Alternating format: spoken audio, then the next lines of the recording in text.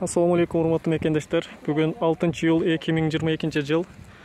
Биз Өзбекстан Республикасынын Наманган областына караштуу Үч Коргон айланмагында жүрөбүз, районунда. Азыр 300 гектарлык өрүк багы, робиста, приция жана 3-чү оранж руби деген 3 сортунан адырлардагы бүт бардыгы өрүк зар десек болот, кайракы жерлерде өздөштүрүп, тамчылатып сугаруу менен суу чыгарышып, 2 жылдык дарактар.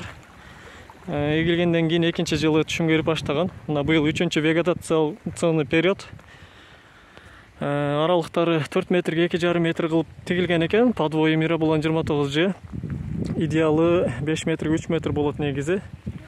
Эми жакыныракта тиксе болот. Буларда көчөт көбүрөөк болуп калып, жер азыраак болуп калып, ушундай схема посадканы туура көргөн экен. Аянт 300 гектар дедик. Адырлар дедик. Могул жерде Кыргызстандын боз адырлар жатат. Наркы айыл Кызылжар айылынын Аксыр районуна караштуу этектери болуп саналат. Биз бул жака изилдөө көп келген үчүн жакшы билебиз. Андан сырткары кара өрүк деп коебуз. Кайнолдагы сорттор бар экен. Американский сорту. Бул нашы өрүктөр чөп басып жатат, бирок бул чөптү дагы үшүк урууда түтөткү катары пресстетип чөбүн колдонушат экен. Мына өрүктөрдү көрсөңүздөр болот. Бир аз биттер баскан тиле. Даарылап 3-4 трактор бар экен, ошо 300 гектарга жетет экен. Тамчылап сугар шлангалары мына жерде суу агып атат азыр. Жакшы көрүнбөдү окшойт. Чөп басып жатат.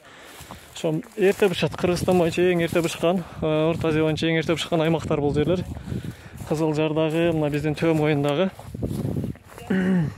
примерно майдын 10-дорунда бышып калат өрүктөрчү.